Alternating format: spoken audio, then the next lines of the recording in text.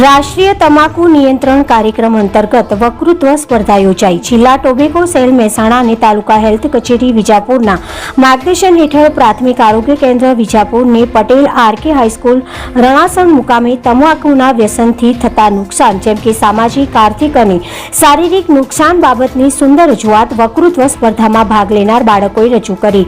પ્રથમ 3 નંબર આવનાર વિજેતાને ઇનામ આપવામાં આવ્યા. ભાગ લેનાર તમામ વિદ્યાર્થીઓને પ્રોત્સાહન ઇનામ આપવામાં આવ્યા. તાલુકા હેલ્થ સુપરવાઇઝર મુકેશ ચૌહાણ દ્વારા તમાકુ અધિનિયમ 2003ની કલમ નંબર 6 અને 6(બ) ની સમજ આપવામાં આવી.